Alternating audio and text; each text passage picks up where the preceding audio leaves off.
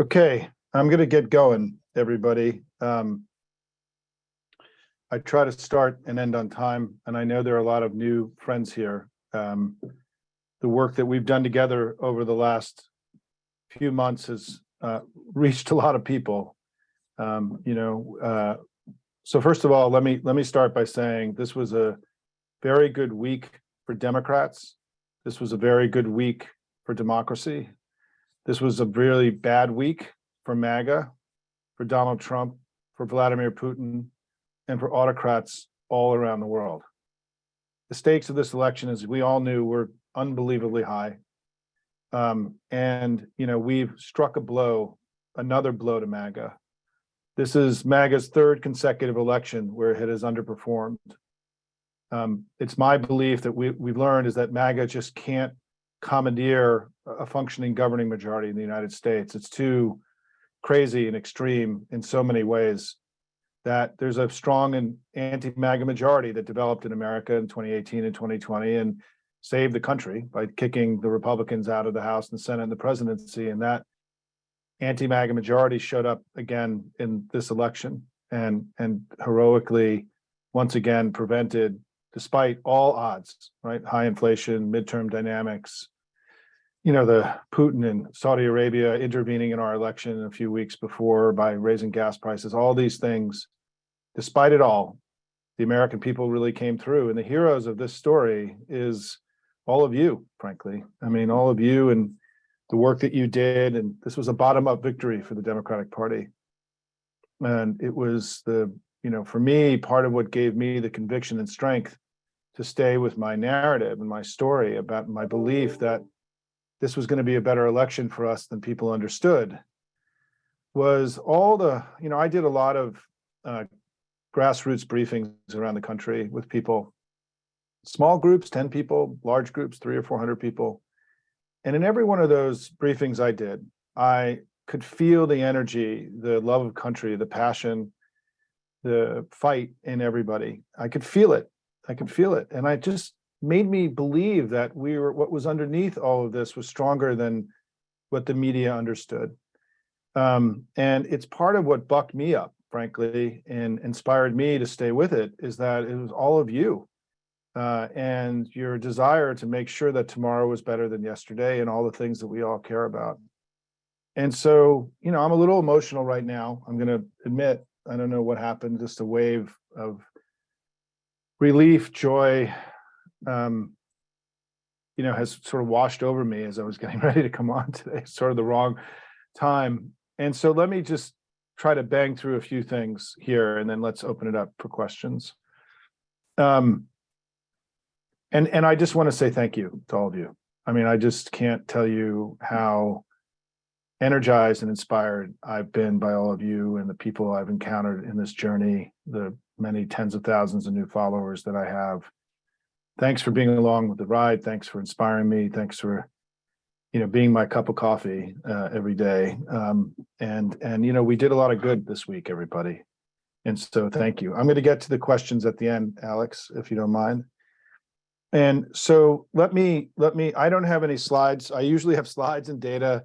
I don't, in part because all this stuff is on Twitter, and just go to Twitter, go to my feed. I'm probably going to take the weekend off, but I'm putting new stuff on all the time.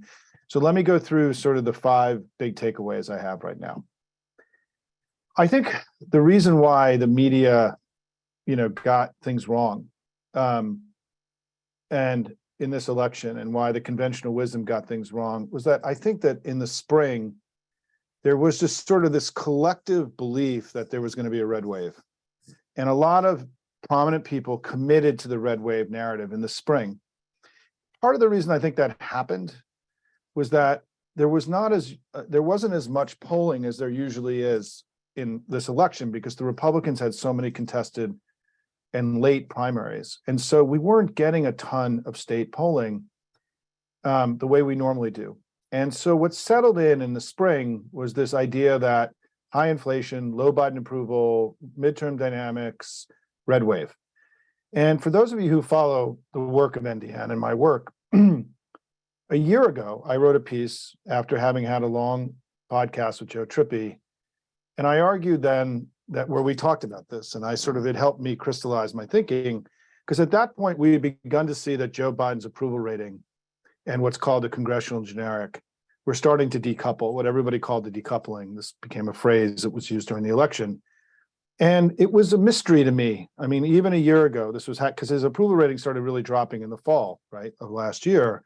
And traditionally, the approval rating and the congressional generic sort of move in parallel. Not always, but it's usually the case. And to me, it meant there was some dynamic going on that I needed to explain. I needed to understand. And what I came to then was this idea of the MAGA hangover, as I've called it since, which is that the Republicans made an enormous strategic mistake in this election. And I wrote about this in this piece on November 1st of 2021, saying that, MAGA had just been rejected overwhelmingly twice by the American people. We had very large turnout in both the 2018 and 2020 elections. And the Republican Party chose to run towards a politics that had just been rejected overwhelmingly. And there was enormous political risk in doing that. And what I argued then was that this meant that this was not going to be a typical midterm, that the dynamics and the forces at work here were not going to, the traditional midterm physics, they call it, weren't going to kick in, and that Democrats could actually overperform and have a good election because we were going to have a lot to run on, which we did. And we had superpowered grassroots field organization, which we did. And so I argued there were three things that were going to make this atypical. One was MAGA, two, Biden being good president, and three, all of you and the grassroots field operations that we built. And that's what happened. I mean, I wrote that a year ago, but that's actually what just happened. I mean, it was always a possibility. And what I didn't know was how would the country be reminded of MAGA and why they had just voted against all these guys twice in such huge numbers. What was going to be the trigger? What I wrote a year ago was the idea that we would have enough based on January 6th and their voting record that we could use this to paint them as being extreme, unfit, and we had actually more ammunition to do that than probably in any election in our lifetime. But then we know what happened, right? What happened in May was that the Dobbs decision got leaked, the Uvalde happened, the January 6th committee hearings, sort of kicked into high gear. Liz Cheney became this powerful figure telling Republicans that their party was not okay and that there were problems, giving Republicans a permission structure to start really doubting what they were seeing in front of their eyes. If they were sort of thinking about going back and being a Republican because they're disappointed in the Democrats, Liz Cheney was every day reminding other Republicans that maybe that wasn't a good idea, right? She's a real hero in this story, in my view. And then Dobbs actually happened. And the election changed immediately. I mean, what's incredible, if you go back, for any of you who know my writing and everything else, I mean, the week after Dobbs, we had two incredibly important pieces of information about how radically different the election was. One was that we had a special election in Nebraska where Democrats overperformed their 2020 numbers by like 10 points. That happened on a Tuesday on June 28th. Which was just shocking. And it was completely ignored by the national media. And those of us who study elections were like, holy crap, what just happened there? I mean, that's actually a sign of a blue wave, not a red wave, right? But let's see. But then the other thing that happened is we got polling back that week, particularly from Navigator, which is one of my favorite polling places, showing a huge shifts in voters' attitudes towards the Republican Party. Independents, like the bottom fell out for Republicans with independents. The election radically changed immediately, and that almost never happens. I mean, this means that it was like an earthquake, or it was like a massive rock in a small pond and the rivulets that come out, right? And so the election was different. And basically what happened is the election that just happened was the same election that happened in late June. The election changed, and it stayed changed all the way through Election Day. And the way we know this is that we then had 4 more House special elections in Alaska and New York, right? Scattered around. We had the Kansas vote that was dramatic. And in all of those, 5 House specials, and in Kansas, the Democrats dramatically overperformed expectations, public polling, and also even our own polling, right? In New York 19, on the election day, I talked to the DCCC. We were down 3 to 4 points, and we won that race by 2.5 points. And so part of what went wrong with the media narrative was that they weren't everyone was concerned about not making the same mistake that was made in 2020, which was that the shy Trump voter was missed. The election was 3 to 4 points more Republican than people believed. And they didn't want to do that again. So everyone, the whole ecosystem of politics, including our own pollsters, by the way, Tom Bonnier is very articulate at talking about this, really kind of weighted everything a little bit more Republican than they would have done normally because of what happened in 2020. And then and it's my view that they should have been as haunted by what happened in these 5 House specials in Kansas as they were about being haunted by what happened in 2020, because these were polling misses that happened in this election, not in the last election, right?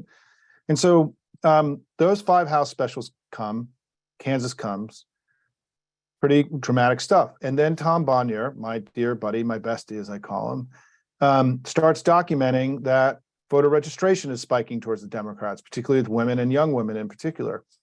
Another sign of Democratic intensity. We saw it in the elections. Now we're seeing it in voter reg data. And then we also look at candidate fundraising, another sign of intensity. Democrats are dramatically outraising Republicans in the candidate fundraising, which is grassroots, people like you, right? We're dramatically outraising the Republicans. So we've now checked a whole lot of intensity boxes, and they haven't checked any of them. And so what Tom and I started talking about in September, when we sort of got together as collaborators in this, we kept asking the same. I mean, earlier I was always asking the question, would the anti-MAGA majority that showed up in the last 2 elections show up in this one? And then my new question became, would the intensity that we saw in these that we're describing, would it continue over to the general election? That was the big question for me. I just didn't know. We didn't know. You have to let voters do their own thing, right? You can have beliefs, but you have to see what happens. And then the early vote came. And Tom's amazing site, Target Early, which he just gives to the world, right? He's not making any money off of that thing. It's an amazing piece of technology and data, a tool for the public good, right? I started going into that data every day, and what we saw confirmed our priors. It confirmed our belief that what we were witnessing was an election where Democrats had more intensity and were overperforming and Republicans were underperforming.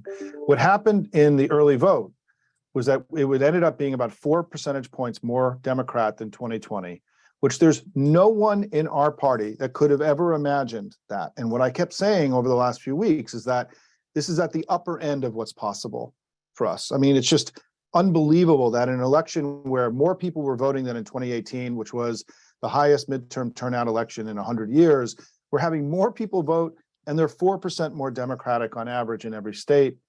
And in some states, it was a lot more. In Pennsylvania and Georgia and Wisconsin, it was 12, 13 points. In Ohio, it was 10 points. In Michigan, it was 22 points, right? Crazy performance in the early vote, meaning that in Michigan, we were going into election day with hundreds of thousands of more votes than we had in 2018. And remember that John Ralston, if you are geek out in politics, kept talking about the Clark County firewall. Well, we went into election day with firewalls all over the country, huge banked votes.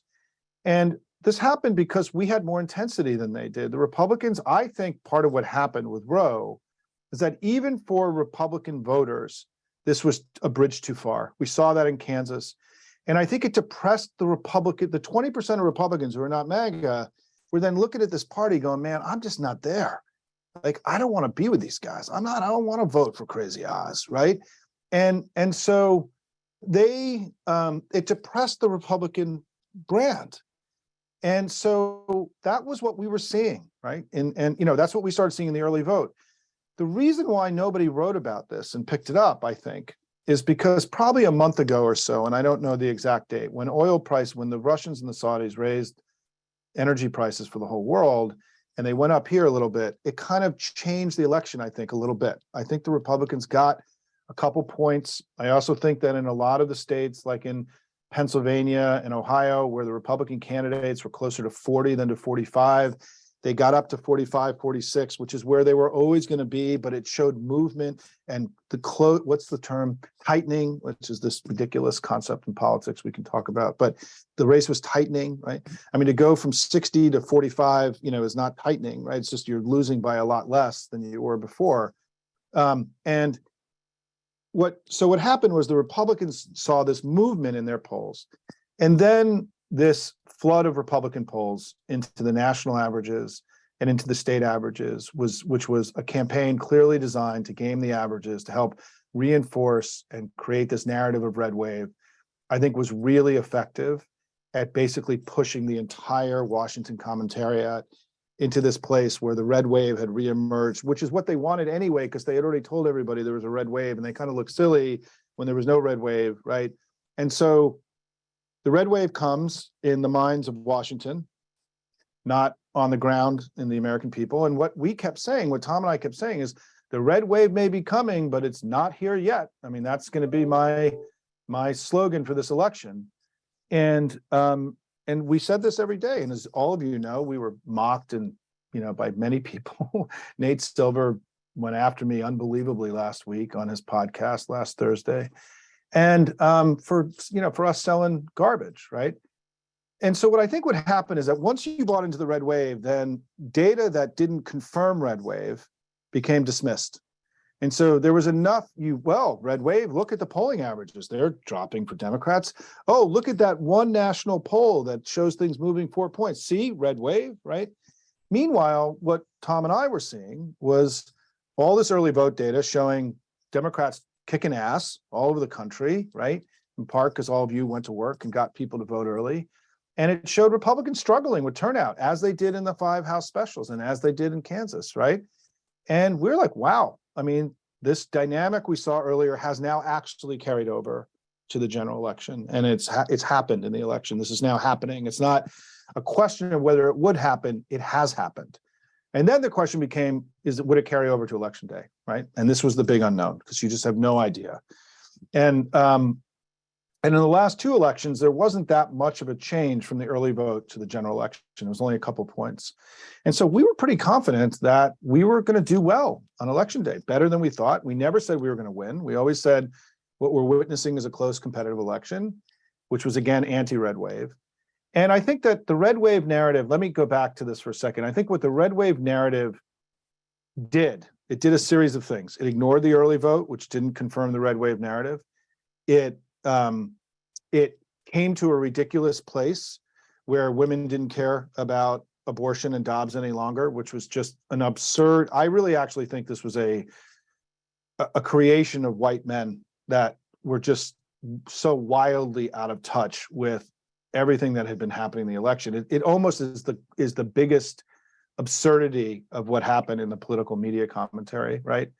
And as I got asked today in an interview, well, we saw the numbers on abortion go down. I said, they never went down with Democratic voters. They may have gone down with Republican voters, but if you do a little bit of homework and look at the polling that shows the difference between Democrats and Republicans, which are pretty different, abortion never receded among our voters. And that was also kind of bamboozlement, I think, by the conservatives. And then the other piece of data that they also ignored was that the polls actually were pretty good for us in the last 3 weeks. There was this bump that happened right around the gas prices going up, but then gas prices came down. And in the last, as I posted today, the last 7 national nonpartisan tracks without all the garbage Republican polling showed us up by 1.4 points in the final week. Not a red wave, right? If you took out the garbage polling in the states in places like Pennsylvania and Georgia, Arizona, we were up in the polling, not a red wave. And so there was a mountain of data available to everybody showing that the red wave may be coming, but it's not here yet. And Tom and I just stuck to our guns because it was what we were seeing. As he keeps saying, we follow the data. We go where the data tells us. And we didn't, and I never believed in the red wave, so I wasn't bamboozled by it, right? I didn't shut off my blinders to data that was conflicting with my narrative. And so basically everybody got this election wrong. I mean, it's really kind of unbelievable. I've been doing this a long time. And I think the media failure that we've seen here is profound, and it's far greater than any other election that happened. And as all of you know, particularly any of you who worked on elections, this stuff mattered. People were down. This hurt our field operations. It hurt our volunteers. It hurt our staff. It hurt, this was painful for us to be thinking that the red wave had come when the red wave hadn't come in the 5 House specials. It hadn't come in Kansas. It hadn't come in the voter reg. It hadn't come in the candidate fundraising. It didn't come in the early vote. but the red wave was here. And so the red wave never came. The red wave didn't come in all those places, and it didn't come on election day. And, where we are now, as what we said, was that this was going to be a close competitive election. And it is. It's really close. I mean, it looks like we're going to win Arizona by, a handful of votes. If we win Nevada, which I think we will, it's going to be by a handful of votes, right? This is a very close competitive election, and all the work that all of you did, the money you gave, the calls you did, the postcards you wrote, the texting you did, all of it matters. We know this now. This is now built into our family, that we know elections can be close. And so therefore we have to leave it all on the playing field. And that's what all of you did, right? Incredible effort. And in the last week, when Chris Cillizza was saying that the bottom was falling out for the Democrats, Tom and I were looking at early vote data showing it actually that the early vote in the last week got 3 points more Democratic. Democratic intensity rose, our performance rose, and everything. We went into the election with election day with incredible momentum. And by the way, I wrote this every day. And you all know, I got a lot of press in the last few months. I had some people calling me. I was risking reputational damage by publishing this stuff. What Politico wrote in one of their pieces, right? Because I've been around a long time, and he's kind of gone crazy. And so we stuck to our guns because it was what we were seeing. And look, I had no idea what was going to happen on election night. I want to be really clear. And then election night happened, and what's happened afterwards. And the clear, unequivocal takeaway from this election is that MAGA lost. And what we have to hope is that the grip of MAGA on the Republican Party has been loosened, and that people like Liz Cheney and Bill Kristol, and Michael Steele and Joe Scarborough, and all these former Republicans who are fighting the MAGA takeover of their party, we have to hope that they bravely, courageously, by the way, that they are been emboldened and that they've been strengthened in this fight to return the Republican Party to something that looks like a more conventional center-right party in a Western democracy. We have to hope that's part of what's happened. It's a hope.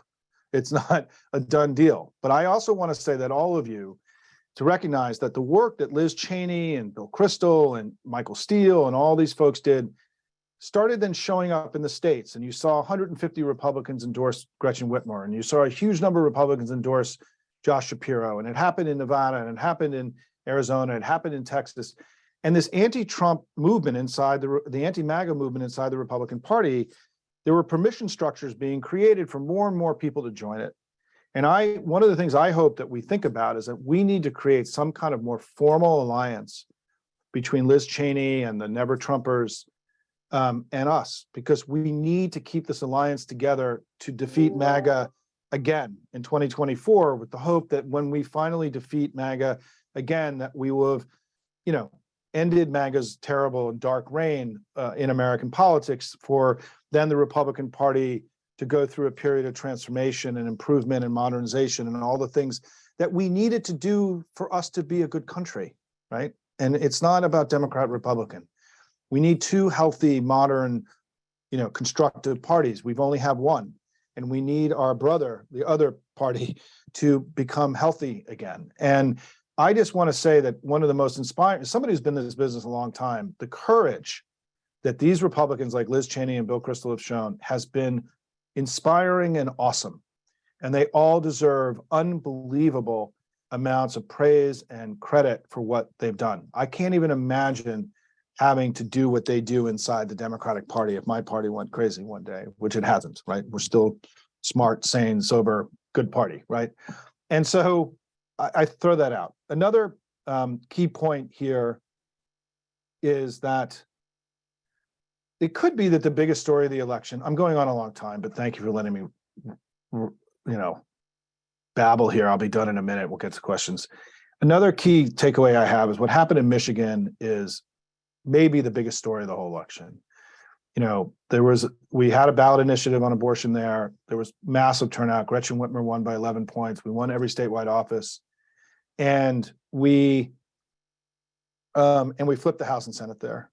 And this was a blowout. This shows the potential power, as we saw in Kansas. This issue is a big, big problem for the Republican Party, not just in this election, but potentially for many elections to come. And the question is whether or not the extremism, not of the ending of Roe, which was bad, But the passage of these extreme abortion bills all around the country, this law, these extremist laws, whether or not for an entire generation of Americans who, let's say, are under 40, who are still near close to childbearing years, that this is going to be this thing that just pushes them away from the Republican Party for the rest of their lives, and similar to what happened during Herbert Hoover, with the Republicans and Hoover during the Great Depression. I think it's possible. And I think this is a seismic event. And this is the thing that may not just end MAGA, but it may end the modern Republican Party too in some way, and force there to be even a new thing rising from the ashes from the GOP, because, they got something really important, really, really wrong. And, this is not going to be the kind of thing where in the future anyone's going to say, well, people really cared more that eggs went up 30 cents than their bodily autonomy were taken away from them. I mean, that whole formulation was always unbelievable. And so look at what happened in Michigan. Look at what happened in Kansas. This may be the most important actual story of the election. And then finally, Hispanics. All of you may know that I introduced bilingual polling to the Democratic Party. I introduced Spanish language advertising 20 years ago. I did the first Spanish language ads in the Southwest that were ever produced. And so I've worked on these issues a long time. And I've also worked really hard to correct what I thought was a incomplete or false narrative about what had happened with Hispanic voters. I'll be talking a lot about that in the coming days. I don't have all my data assembled for that. But I just will leave you with this, is that last year, in 2004, Bush, who had created modern Hispanic strategy, George Bush, a Republican, right, he and his brother were governors of states with large Hispanic populations. And they created modern Spanish engagement, modern Spanish strategy. And in 2004, Bush only lost the Hispanic vote by 9 points, right? Clinton in 1996 had won it by 50 points. And so huge achievement by the Bush team. And in 2004, he won Arizona, Colorado, Nevada, and New Mexico. Republicans controlled 5 out of the 8 Senate seats in those 4 states and 14 out of 21 House seats. In 2020, because of our growing margins with Hispanics and because of this exploding population in the West, the Southwest, we won Arizona, Colorado, Nevada, and New Mexico for the first time in 80 years. We control now all 8 Senate seats, particularly if we keep, the 2 in the Southwest. And we, up until this election, and I don't know the new numbers, it may actually grow, we controlled 14 out of 23 House seats. So we gained 5 Senate seats, 7 House seats, and we won the Electoral College in those 4 states for the first time in 80 years. In 2020, it was the best showing that we've ever had in the Southwest. And this basic fact was such a contrary bit of data, but as we discussed earlier, narratives settle in, conflicting data gets dismissed. And even though we may have dipped a little bit with Hispanics in 2020, a slightly smaller piece of a bigger pie is still more pie, right? And so the Hispanic pie is growing, and we may have dipped a little bit, but we could still have actually ended up with more votes net, right? Which is how we are doing so well. I mean, when Mark Kelly was up 5 points in polling in Arizona a few weeks ago, there hadn't been a Democrat up 5 points in polling in Arizona probably in 30 years, right? I mean, these are states, these are states that we didn't have control of up until very recently, right? And we've done very, very well in the Southwest in this election, and we'll have more data about that. I do think we're going to win both of those Senate seats. And it means that, we've now created this kind of firewall in the heavily Mexican-American parts of the United States. And certainly what's happening in virtually every election now, the Republicans are eroding even further. Our margins are growing. And if they can't do better with Hispanics than they're already doing, they're going to continue to fall further and further behind in that part of the country. Obviously, Florida is a different story, but also all of you know that the magical Myra Flores, Congresswoman who won that special election in the Rio Grande Valley, which sort of changed the entire national narrative, just got trounced. And we had a great showing in the Rio Grande. So this idea that the Rio Grande also had moved to the Republicans, that wasn't true either, right? So how many of these false narratives, from everything from the Hispanics fleeing the Democratic Party to the red wave to choice not mattering to women voters. It's hard to even imagine we got there, or to fentanyl in Halloween candy, right? How many of these false narratives that Republicans sold everybody? And the question is, why did the media buy it? And the thing that I still, as a former journalist, can't really understand is that if the foundational argument of the Republican Party was about lying about elections, why weren't people more convinced they'd be lying about this one too? And that's what was always hard for me to understand when I did my own analysis here. So I think I've covered everything. I just want to say again, thank you, right? We did a lot of good here this week, everybody. Our work isn't done, but man, I hope whatever you can do to get to a glass half full place and relief, the red wave didn't come. And, we've wounded MAGA, and that's good, not just for Democrats, it's good for the country. It's good for the Republican Party, frankly. And I'm holding out my hopes that we still win the House. I don't think it's out of the realm of possible. And certainly Kevin McCarthy is not going to be able to maintain, if he wins, he's not going to be able to make an argument that he has a mandate. It's going to be absurd. And, we've done a lot of good here, and I can talk more about it, but let me get to everybody to start the dialogue and here. And there are some hands raised. So let me start there. Hey, Alex, I'm going to start with you. Alex, fire. I think you can talk in here, Alex. Alex, you ready?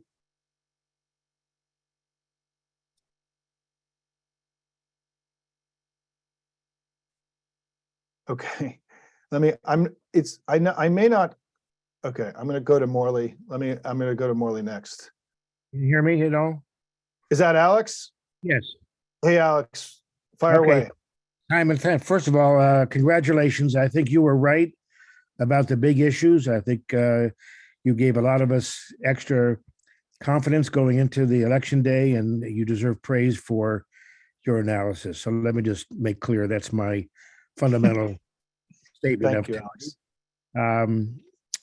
So let me ask you about an issue you did not address in these remarks today that you did address in the past that I had some question about, which was it can be symbolized as inflation or the economy generally.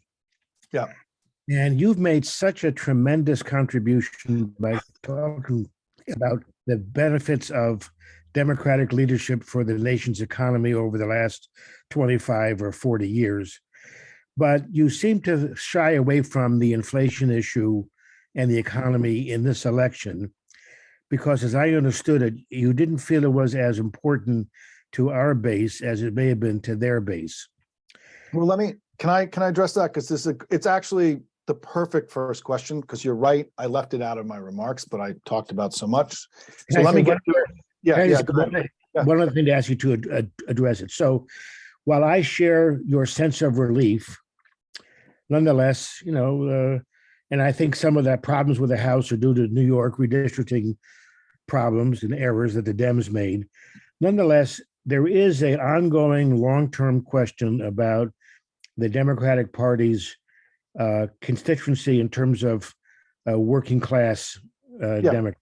So this was, I think, perhaps, since our economic record has been so good, to address that issue, not because it would be as decisive as democracy or abortion, but because it's important in the long term. I wanted to ask you, what's your thinking back now on how to address that issue? Okay. So Alex, first of all, thank you so much. And that was a great first question, because this is really important, and it's on my list, but for time reasons, I didn't get to it. And what I wrote today on my thread today is this thing that I'm trying to now develop as a part of my narrative, and my narrative will evolve and grow as we get more data, right? I mean, it's always a daily sketch. I think part of what happened in this election, that this was not a change election. Virtually no incumbent lost anywhere in the country, no incumbent governor, many House members, we survived. Many of our House members will end up surviving. None of our senators lost. No incumbent senators potentially will have lost in this election. It's really unusual, right? I mean, to think about it. I mean, a lot of elections are change elections. And I've actually wrote about this a few months ago. I was like, hey, did anybody notice this is like not an anti-incumbent year? I mean, most of the governors are doing really well. Their approval ratings are pretty high. It's another sign that this is not a typical midterm and not a change election. Well, why would that be, right? Why would that be? I think it's because we just went through a collective trauma as a country. I think the trauma of COVID has not been memory hold, but I think because it was so unpleasant that people don't want to talk about it and we're just kind of moving on. And I think that what happened in this election is that people actually felt pretty good about where we were. I don't care about the polling. I don't care about the polling. Polling had all sorts of problems this cycle, right? But this was an affirmation that people understood that we were coming out the other side of a national trauma. The recovery had actually happened, right? I mean, we have, for all of you who don't know my economic work, and this is actually a major part of what I do, and I posted some of it today. You know, we in the last few months have seen the lowest unemployment rate in since World War II in a peacetime economy, the lowest poverty rate ever recorded, the lowest uninsured rate ever recorded. We're running way above average in terms of new businesses being formed, and that's been going on for years. We have, even though inflation's been high, wages have been way up, and people are making much more money today than they were. And the economy is booming. And one of the reasons that the Fed is having to put the brakes on the economy is that it continues to grow too fast, and people are making too much money, and incomes have gone, you know, if you look at net worth, right, the median wealth in the United States, it's gone way, way up from a few years ago. So the economy, I think that what happened on election day and this election was that people were like, hey, things are going pretty well. This has been really hard. I'm not going to elect the crazy people. Like, I don't want more chaos. We just had a lot of chaos. We had crazy Trump, COVID, right? I want to go coach Little League. I want to make dinner with my family. I want to go back to normal. I don't want more crazy. And a lot of the election deniers got beat, right? The more extremist Republicans. And I think this was an actual like affirmation that the American people think that the Democrats and Joe Biden are doing a pretty good job. And that's another like complete counter narrative, right, to what's happening. And I just want to say, I want to go on the record with all of you. Joe Biden has been a really good president. The things that he's done have not only been important for right now, but as of somebody who's got a 22-year-old and a 20-year-old and a 17-year-old kid, he has made their lives better for the next 25 years.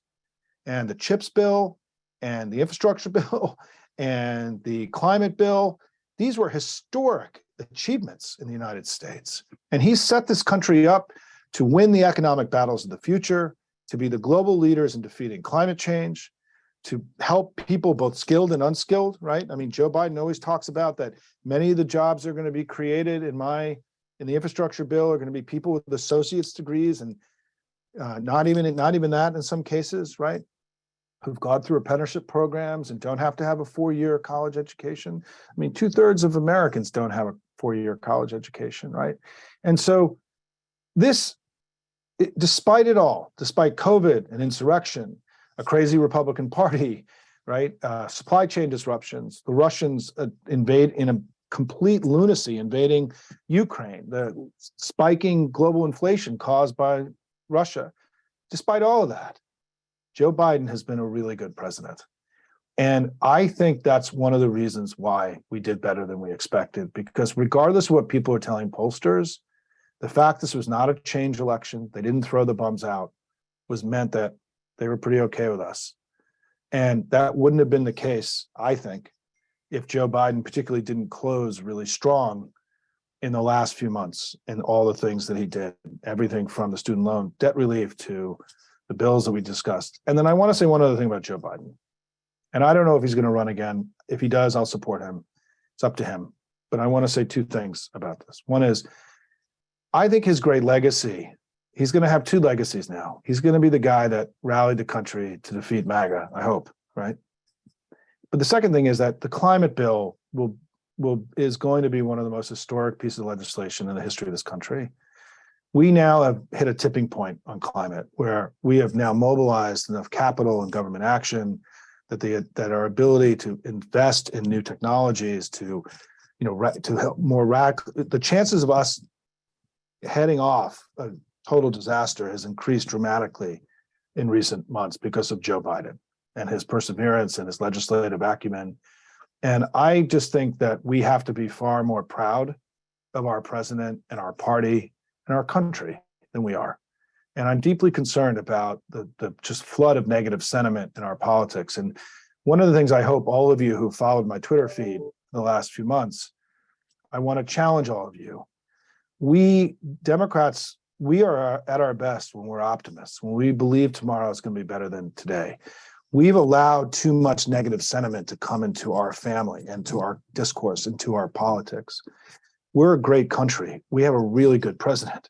Our party has done remarkable things. We should be far more upbeat and optimistic about where we are right now. And I don't know how we got so caught up, and we'll debate this another day, with all the negative sentiment and the downward, woe is me stuff.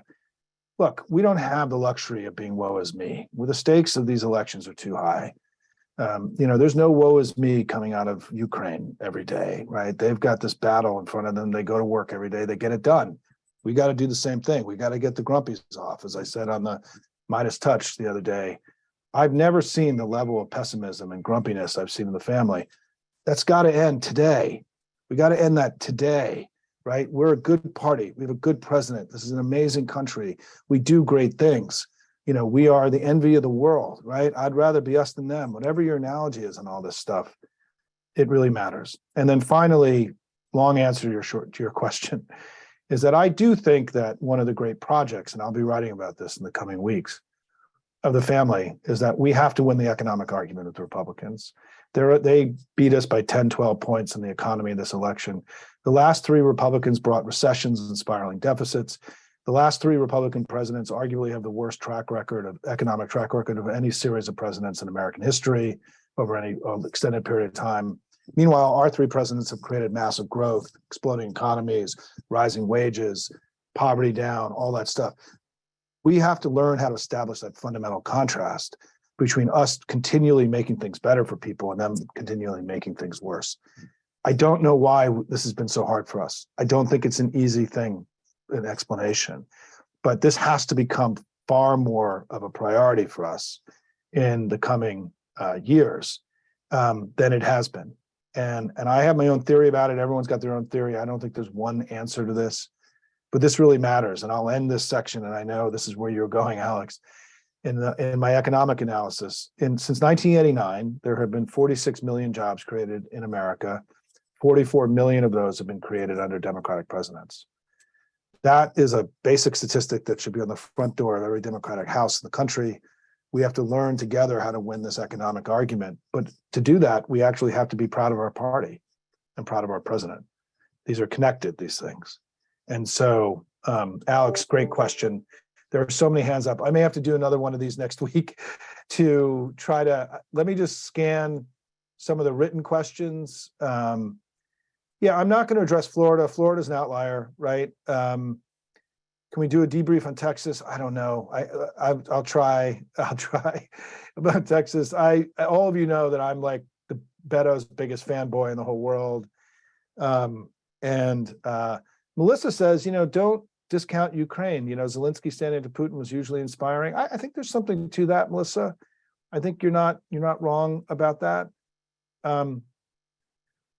Dale asked about what would I do to fix polling and all that. I'll be talking about that in the coming weeks. I need to think a little bit more about that. I'm not really ready to throw out stuff that's half baked because it's too important. But certainly, I think what I'm disappointed in, and Nate and so many of the other media commentators, is that they should have been the ones who called BS on the Republican polls. They should have said, look, there's something going on with the poll averages, far more Republican polls than usual. I just want to be honest about it. But for me to have been the one who figured this out and sort of forced it down everyone's throat, I'm just a guy, right? I'm just a guy. I'm just a regular person out here. All these people who get paid millions of dollars to do media commentary on the elections, they should have figured this out. And it really has been incredibly disappointing to me personally. Let me call on my good friend Greg Rock here to jump in. And Greg, I'm opening it up to you. Yeah, thanks, Simon, so much for all you've done and sticking to the data. I'll just say, 1.5 Climate Strategies group, one of the groups I'm a director of, you came and gave a optimistic perspective of the election, which really helped us drive the fundraising early on. We later, in coordination with Clean and Prosperous America, launched a Hold the House campaign. We were able to raise $6.7 million into congressional races, which was just massive for us. So that optimism really carried through. There were some pretty amazing victories: Pennsylvania 07, Ohio 1, Ohio 13, North Carolina 13. I think we're also going to hold on in New Mexico 2 and Colorado 8. That would have given us a pretty good, clear path to holding the House, but things went terribly wrong in a number of lean blue races that we didn't engage in New York. I'm kind of curious what your thoughts are on New York. What went wrong there? It wasn't on our radar. We invested in the harder races in New York 19 and New York 22. Maybe New York 22 will go our way. But, how did these fairly lean blue races end up in Republicans' hands when we were able to win so many lean right races? Yeah, I mean, that's a great question. And so first of all, I don't really know, right? But I'm gonna give you some answers that I think are also relevant to other things that are going on. Bill Kristol, who I've gotten to know really well, has, articulated when we had lunch recently, he said, the blue parts of red states are becoming more blue, and the red parts of blue states are becoming more like Kentucky. And it was sort of an interesting perspective on this, right? And I think it's something we have to manage. I also think that there is a theory in this election that in the states where MAGA was never really a major threat and where abortion wasn't really under threat, that Republicans sort of did a little bit better, right? Because they didn't have the boogeyman of MAGA to really scare Democrats into voting. And I also think we had a new governor there, right, who hadn't really come up through the political system and maybe perhaps wasn't as politically agile. And Lee Zeldin, I think, sort of gave a greater run than people expected. But I also think that we have to recognize this, and this became an issue in Oregon, it's an issue in California, is that when MAGA isn't the boogeyman, what has become the boogeyman is crime, right? And we could do a whole hour discussion about crime, right? And I'm just gonna do the shorthand on this and not the more sophisticated way of talking about it. The crime issue for me this cycle became about chaos and about the border and how Biden was old and wasn't in control of things, and Democrats can't rub two sticks together, and the cities are burning, and all this other stuff. And I think that we can't discount. I mean, as absurd as these arguments are, right? Because crime is actually down in America, right? And it's actually up more in red states than blue states. I mean, none of this has to do with facts or logic. I mean, this is a sense of just like, the Democratic Party is just doing crazy woke stuff and hanging out all these crazy, it's like, we have to deal with this. Like, this is a thing. It's absurd and it's ridiculous, but it's a thing. I mean, they invested an unbelievable amount of money in the 2020 cycle. Fox News, showed burning cities, again and again and again. They created this domestic terror threat called Antifa, which doesn't even exist, right? I mean, they have fed their voters so much propaganda about the country, about urban areas, about our party, that we can't, even though it may sound ridiculous to us, I'm willing to bet that 60-70% of Republican voters think that 3 or 4 major American cities burned to the ground in 2020. Because that's what Fox told them. Fox is still telling them that, right? I've seen Republican elected officials say this, right? That American cities burned. Not that there was a fire in a place that then was run on Fox News for 6 months, right? And it is, I think this is a thing we've got to deal with, and we have to stop pretending like it's not an issue for us. And I have my own theories about how to address it, Greg. But it is an issue, and we have to, and the truth is, I'm a New Yorker originally, right? And the subways are a mess right now. I mean, there are some like legit issues with public safety and chaos in large urban areas right now. This is not an issue, but it doesn't mean that we are, opening the doors of jails and flooding streets with criminals. I mean, we have to engage this issue, manage it like any attack. I'm an old war room guy, and what we were trained by is that You had to rebut any attack the moment it was made or it would stick. I think we've gotten a little lazy, not lazy, but we're not as obsessed at rebutting their attacks as we used to be. And my final point on this, and obviously you guys know I could talk for 3 hours at this point, is that I do think this media imbalance and the ability for Fox and the right-wing noise machine to move a story like fentanyl, which was just obviously absurd story, and Halloween candy, fentanyl, Halloween candy, to make this into a national news story, to push the national media into covering it because the right-wing noise machine is talking about it. We don't have any counter to this. And if Twitter goes away, which it may, and I don't have any opinion on this right now, I'll develop an opinion about this soon. If Twitter goes away, that's another powerful tool for us advancing democracy and democratic values, and democratic discourse will disappear. The media, we have to start investing enormous amounts of money in getting louder as a family. One of the reasons, if you watch my podcast, I've been doing a podcast with David Rothkopf, my old friend, called Deep State Radio. And our third partner in this is Tara McGowan. Tara McGowan, to me, is one of the most impressive, smart, capable young leaders that I've come across in all my years of doing this. And she runs an organization called Courier Newsroom, which I encourage all of us. She's an entrepreneur. She's built a left of center media organization that's operating in 8 states. It's not the counter to Fox. It's not meant to be. It's meant to be another tool in our toolbox to advance our values and our agenda in the media ecosystem. And I think we need far more Tara McGowans in the coming years to be able to make us louder than they are, because their loudness is a big problem. It's a big problem. They bullied and pushed the national media into red wave, into abortion not mattering to women, to Hispanics fleeing the Democratic Party, all these ridiculous memes that have been disproven, but they have the power to do that. And we just have to figure, we got to this is a big, you talk about winning the economic argument. This is another major project for the Democratic Party. We have to get louder, and it's really important. I'm sorry that I have given long-winded answers. I'm going to end at 2. All of you, you're going to get an email from me at the end of this. And if you want to do another one of these next week, just to chat, I'm happy to do it. I'm happy to do it once a week. And I also am going to be bringing on other people to come talk about the election.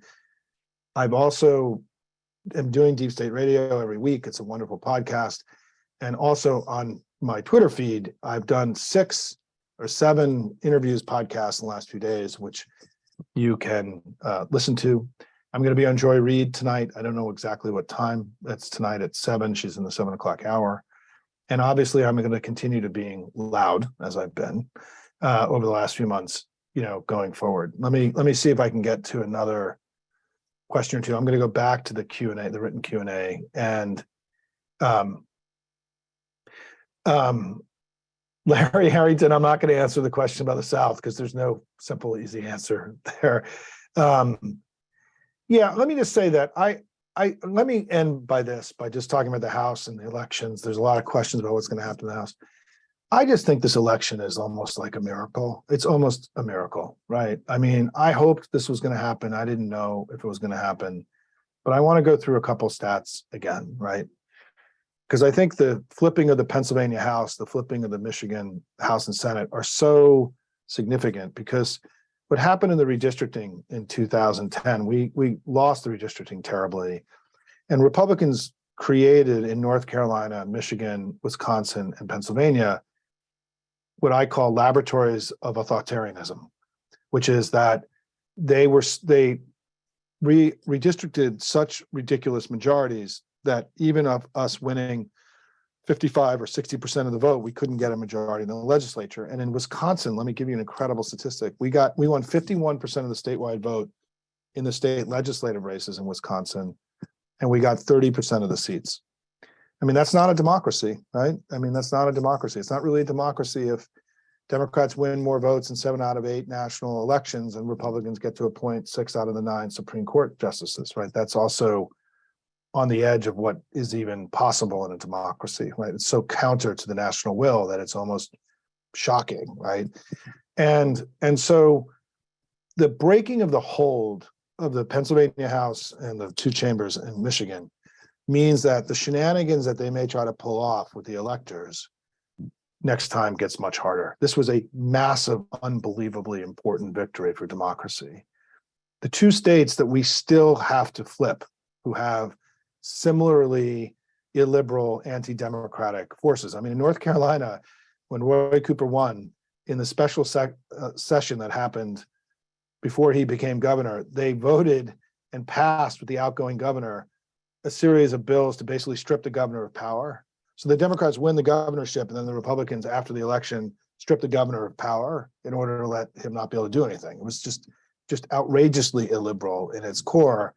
And these two states are states that we have to really focus on now to build this super coalition with Republicans who are pro-choice, who are anti-MAGA, who don't like illiberalism and the kind of authoritarian, the sort of soft authoritarianism of MAGA.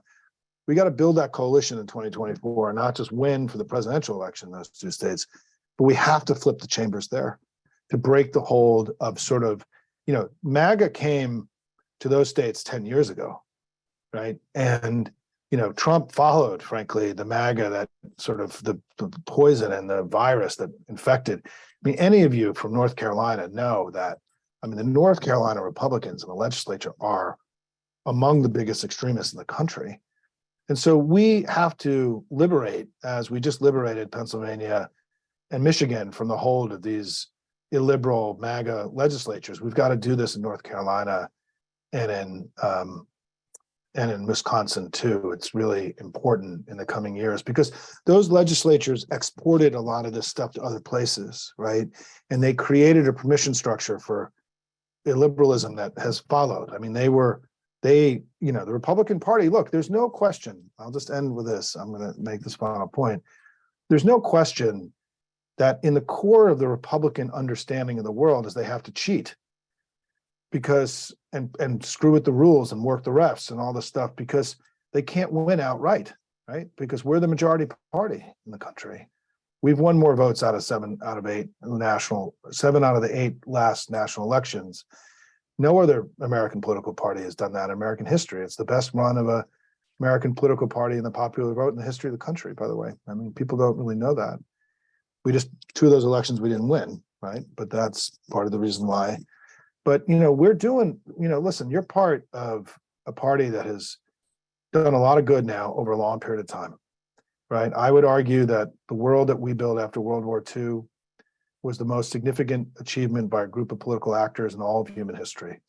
The world that we're living in today is more full of opportunity and promise for everybody, men, women, minority groups, marginalized groups, than in all of human history. And we did that, right? We did that. Our party did that. We did that. That didn't just happen. And that's why we have to defend it. This thing that we built called the global liberal order, which is what Putin is attacking right now, very openly, right, in his language and his rhetoric and his orientation. He's trying to break the West. And the authoritarians felt that under Trump that they were on the march. And that's why this election was not just a bad election for MAGA and for the Republicans and Donald Trump. It was a really bad election for Vladimir Putin and for other authoritarians who are trying to steal the march on us all around the world. And so what you just did is you sent a powerful signal to the world that American democracy is here to live another day, fight another day. The democracy that has inspired people all around the world and built this time of unprecedented opportunity for people of the world. We're still here. We're still fighting. And this is a battle, a war, whatever you want to call it, a conflict, that there's only one option for us, which is that we have to win it. And that's why what we just did together, everybody, was so unbelievably important. Thanks. God bless. Keep up the fight.